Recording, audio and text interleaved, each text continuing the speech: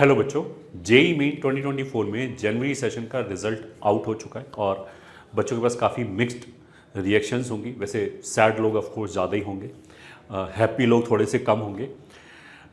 But जो हो गया काफ़ी, जैसे 27 का जो शिफ्ट 1 था या 29 का जो शिफ्ट 2 था, उसमें बच्चों के साथ दिख रहा है कि काइंड ऑफ अन्याय हुआ है, something was wrong. But we have to move on. मतलब ऐसा नहीं कि हम यहीं स्टक हो जाएं, क्योंकि मेरा कैरियर आगे चल के कैसा होगा इसका सबसे ज़्यादा फर्क मेरे ऊपर ही पड़ेगा। और इसको मैं सही भी मैं ही कर सकता हूँ, ना तो एनटीए हेल्प करने आएगा उसको सही करने के लिए, ना एनटीए के ऊपर कोई फर्क पड़ेगा। This I should understand. बच्चे जिनके साथ जाती हुई है वो बहुत नेगेटिव थॉट के साथ लेंगे, मैं पेपर नहीं दूंगा, ये नहीं दूंगा। तो अगर आप ऐसा नहीं करोगे तो आप अपना और अपने परिवार वालों का ही नुकसान करोगे, बाकी किसी पे कोई अयोटा फर्क नहीं पड़ने वाला। This we should understand, we should try to move on.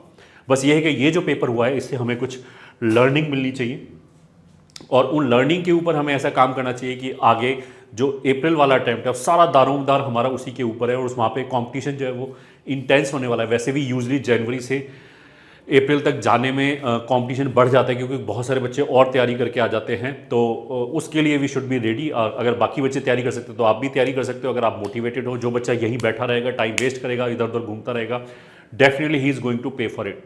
तो ये जो अभी पेपर हुआ इसके लर्निंग हमें क्या क्या मिला है, जैसे स्पेशली 27 का जो फर्स्ट शिफ्ट था उससे हमें क्या क्या लर्निंग मिला है कि अगर एक वीक सब्जेक्ट है तो केवल अगर मैं ये सोचूँ ना कट ऑफ क्लियर कर लेंगे तो उससे काम नहीं चलेगा, क्योंकि 27 का जो फर्स्ट शिफ्ट था उसमें तीनों सब्जेक्ट रिलेटिवली ईजी थे, इसीलिए 233 मार्क्स तक हमारा 99 परसेंटाइल चला गया। तो अगर मान लिया किसी बच्चे का फिजिक्स और केमिस्ट्री एक्स्ट्रा ऑर्डिनरीली फाड़ू है, माने वर्ल्ड में नंबर 1 है वो, तो भी वो 100 में से 100 ही मार्क्स ला सकता है, 100 और 100 200 मार्क्स ला सकता है।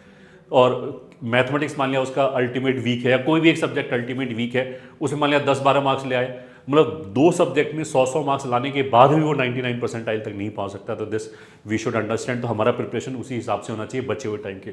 सेलेक्टेड चैप्टर्स नहीं चलेंगे of course, because you never know कि किस चैप्टर से इजी क्वेश्चन आएगा, और we should take it very seriously, because ये आपकी लाइफ का सवाल है। जो आपका प्रोफेशनल कैरियर है वो सारा इसी पे डिपेंड करेगा कि आप अप्रैल में और उसके बाद एडवांस में कैसे परफॉर्म करते हो। तो इसलिए इट इज़ वेरी इंपॉर्टेंट कि हम एक एक चीज़ें सोच समझ के कदम रखें। ऐसे ही फ्रोलिक होके, मतलब हंसी खुशी कुछ भी कूदते काटते कुछ कर लिया, फिर थोड़ी देर बाद छोड़ के फिर कुछ और कर लिया, ऐसा नहीं करना चाहिए। दिस वी शुड अंडरस्टैंड कि it is a matter of our life and professional career.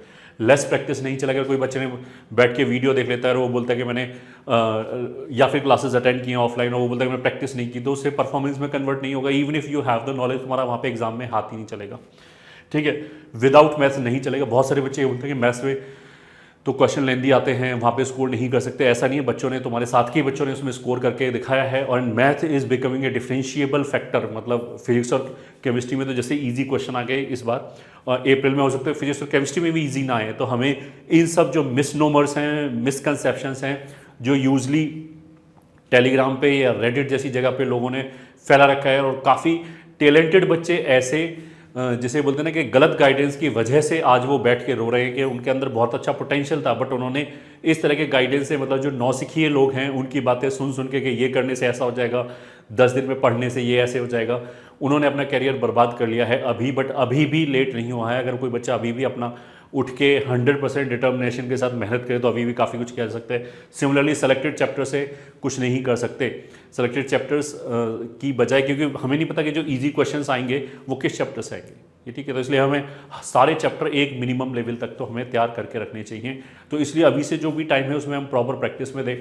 एक एक जो हमारी कमी है उसको इग्नोर ना करें, वो अपने आप सही नहीं होगी। हम उसे लिखें, राइट डाउन करें कि क्या क्या दिक्कत है, उस पर क्या क्या वर्क कर रहे हैं। मतलब एक तो हम कमी भी लिखें और उसका एक्शन भी लिखें, हम क्या एक्शन करने वाले हैं, उसकी टाइमलाइन भी लिखें कि हम इसको कब तक सही कर लेंगे। मान लिया मैं बोलता हूँ मैथ में मेरे को कम प्रैक्टिस है, तो उसके लिए मैं क्या करने वाला हूँ, मतलब कहाँ से हम सेलेक्ट करने वाले हैं। अब नाउ इट इज़ फाउंड कि बहुत सारे बच्चे बैठ के फिर रिसोर्सेज कलेक्शन में, फिर डिसाइड करने में कितना क्वेश्चन करना चाहिए कितना नहीं करना चाहिए, उसी में बहुत ज़्यादा टाइम वेस्ट कर सकते हैं। एंड यू शुड अंडरस्टैंड कि आज की डेट में जो सबसे महंगी चीज़ है जेई 2024 एस्पिरेंट के लिए वो टाइम है। टाइम अगर चला गया, वो 1 घंटा किसी भी अगर ऐसी एक्टिविटी में टाइम वेस्ट कर रहा है which is not adding any value, तो उसका जो पोटेंशियल है उसके हिसाब से रैंक नहीं आएगी। तो वी शुड अंडरस्टैंड दिस।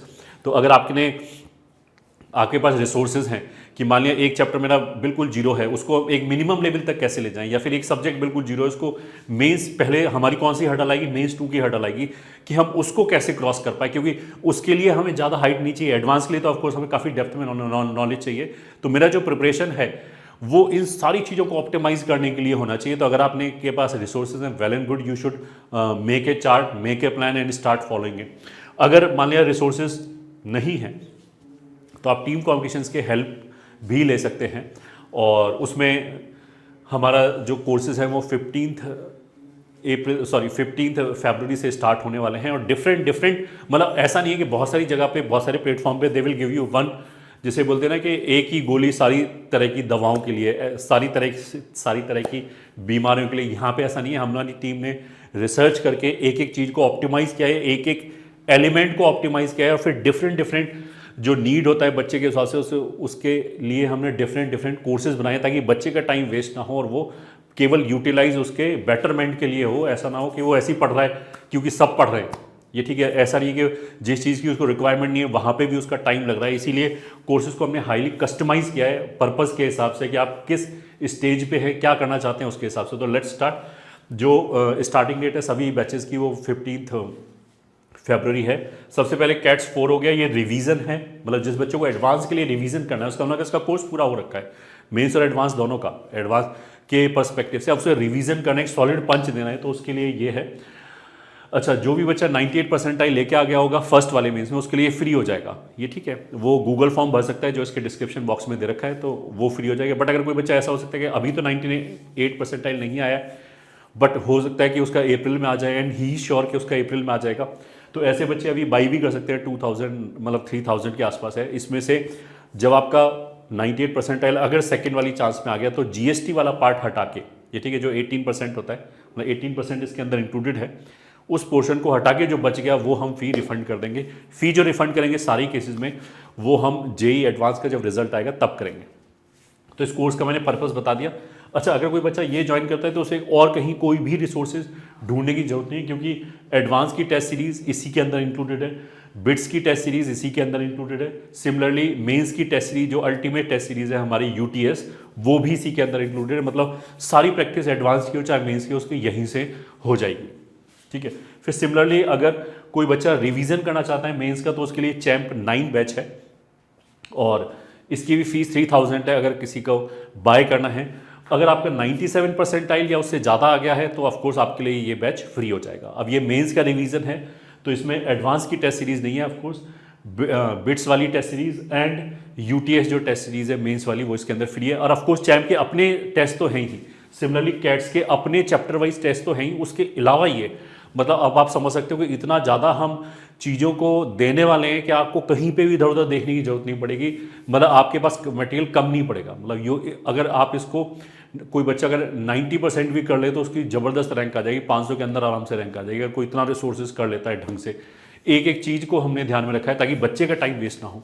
फिर तीसरा चीज़ CQ 9 बैच है, ये उन बच्चों के लिए है जिनको कोर्स कंप्लीट करना है। उनका अगर मान लें कोर्स ही कंप्लीटेड नहीं है या फिर हो सकता है एक चैप्टर में उनका बिल्कुल जीरो लेवल पे है, जिसको फोबिया लगता है उनको, तो एंड दे वांट कि इसको एक मिनिमम लेवल तक ले जाए, या एक सब्जेक्ट में भी हो सकता है कि बिल्कुल फोबिया हो और बहुत कम उसमें आपकी प्रिपरेशन हो, तो उसके लिए कोर्स कंप्लीट करने के लिए मतलब इसके अंदर पढ़ाया जाएगा, जैसे थ्योरी पढ़ाया जाता है थ्योरी पढ़ाया जाएगा। इन दोनों में कोई थ्योरी नहीं पढ़ाया जाएगा, केवल क्वेश्चंस के थ्रू रिवीजन होगा। ये मेंस लेवल के क्वेश्चन होंगे, एडवांस लेवल के क्वेश्चन होंगे। इसकी भी जो फीस है वो 4000 है। और अगर कोई बच्चा 97 परसेंटाइल या उससे ज़्यादा लाता है तो ऑफकोर्स उसके लिए फ्री हो जाएगा। अगर कोई बच्चे का परसेंटाइल मान लिया 98.3 है and he want all these 3 courses free of cost, तो मिल जाएगा ऑफकोर्स, क्योंकि वो तीनों ही क्राइटेरिया सेटिस्फाई कर रहा है तो वो मिल जाएगा उसको कोर्स। उसको ऐसा हो सकता है कि 2 चैप्टर उसे बिल्कुल मेंस लेवल के करने हो थ्योरी वाइज, तो वो C³ से कर लेगा।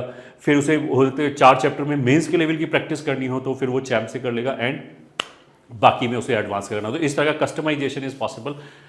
और इसमें भी BTS और UTS जो टेस्ट सीरीज है वो इसके अंदर फ्री ऑफ कॉस्ट मिल जाएगी। अच्छा, अब ऐसा हो सकता है कि एक बच्चे का कुछ रिक्वायरमेंट हो, कुछ चैप्टर तो उसको ऐसे करने हैं और कुछ चैप्टर उसको मेंस लेवल पे करने हैं, तो हो सकता है कि 2 कोर्सेज की ज़रूरत पड़े उसको।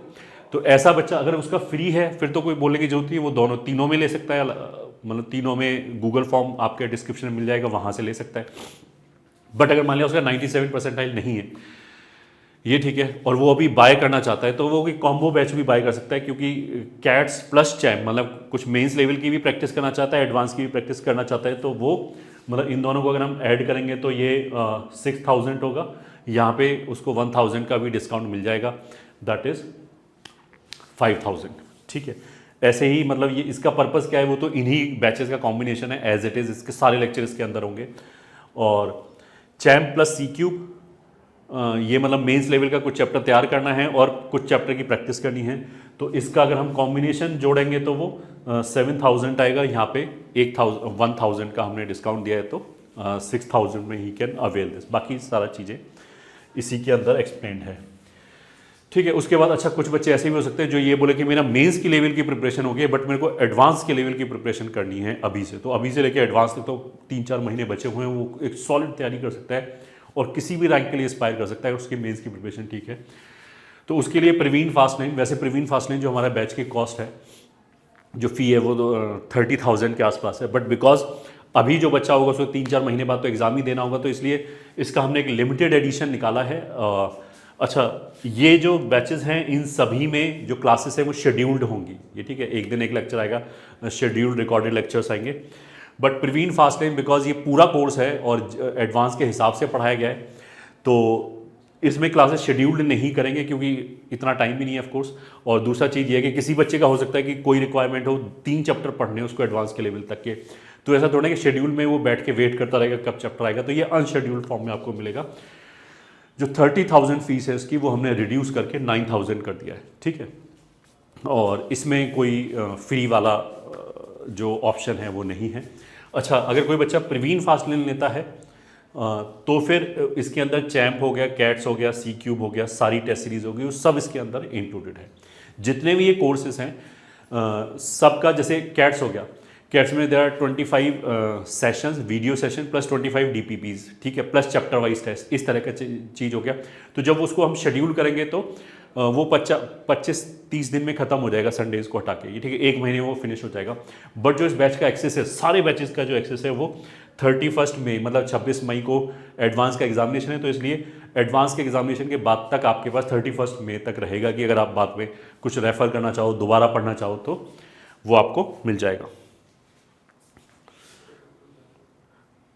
ठीक है। अब कुछ सिनेरियो हो सकते हैं कि मेंस की लेस प्रैक्टिस है, तो ऐसे बच्चे को चैम्प करना चाहिए, चैम्प से वो प्रैक्टिस कर सकता है, हर चैप्टर में एक डीपीपी है 25-25 क्वेश्चंस की, तो that will give you solid punch. या फिर कोई बच्चा ये बोले सिनेरियो 2 है किसी बच्चे का कि उसके 2 सब्जेक्ट अच्छे हैं, एक सब्जेक्ट बिल्कुल जीरो लेवल पे है, तो वो जो बिल्कुल जीरो लेवल पे है उसे सी क्यूब से फिनिश करना चाहिए अभी से लेके मेंस 2 तक, और बाकी जो उसके 2 सब्जेक्ट अच्छे हैं उसकी प्रैक्टिस के लिए ताकि वो टच में रहे, चैम्प ले सकता है, ठीक है। एक बच्चा ऐसा हो सकता है जिसका कोर्स कंप्लीशन ही अभी तक 70% या उससे कम है, तो उसे तो अभी कोर्स भी फिनिश करना है, तो उसके लिए आइडियल कोर्स सी क्यूब है। एक बच्चा ऐसे हो सकता है कि जिसका preparation up to mains level है, वो मैंने बोल दिया कि अब उसको एडवांस के लेवल तक ले जाना है, तो वो प्रवीण फास्टलाइन ले सकता है। इसके अंदर यूटीएस उसको वैसे ही मिल जाएगा, मेंस की टेस्ट सीरीज। या फिर एक सिनेरियो 5 हो सकता है कि 2 सब्जेक्ट एडवांस के लेवल तक है, मतलब उसका फिनिश है, बस उसमें उसको रिवीजन करना है, एक सब्जेक्ट मेंस के लेवल का है, तो वो जो एक सब्जेक्ट मेंस के लेवल का है वो प्रवीण फास्टलाइन से वो फिनिश कर सकता है, और बाकी 2 सब्जेक्ट में वो कैट से स्टार्ट कर सकता है ताकि एक सॉलिड पंच उसको मिल जाए। अच्छा, अगर आपको कोई भी इंक्वायरी करना है तो you can call on these number 8888 tetra 021 या फिर 7410900901 हो गया, 906 हो गया, 908 हो गया, इनमें से किसी भी नंबर पे आप कॉल कर सकते हैं। जो बैचेस हैं that you can register through links in description, अगर इन बैचेस में अगर रजिस्टर करना है तो डिस्क्रिप्शन में लिंक दे रखा है। अच्छा, अगर आप इस परसेंटाइल वाले क्राइटेरिया को फुलफिल कर रहे हैं और आपको अपना फ्री बैच क्लेम करना है, तो उसके लिए गूगल फॉर्म भी हमने इसी डिस्क्रिप्शन में दे रखा है इस वीडियो के, तो उस गूगल फॉर्म को आप भरिए, वहाँ पे ऑफकोर्स आपको प्रूफ देना पड़ेगा कि आपका इतना परसेंटाइल आया है, और कुछ चीज़ उसमें पूछा जाएगा, वो भरेंगे तो फिर आपका बैच ऑफकोर्स एक्टिवेट हो जाएगा, ठीक है, फ्री ऑफ कॉस्ट। जो बच्चे बाई करना चाहते हैं वो डिस्क्रिप्शन में लिंक है, और एक हमारा online.competition.com, यहाँ से भी इस वेबसाइट से भी मतलब वेब के थ्रू अगर आप रजिस्टर करना चाहते हैं तो इस वेबसाइट पे जाके भी आप रजिस्टर कर सकते हैं। और अगर हम ऐप की बात करें तो ऐप है एडू कॉम्पिटिशन।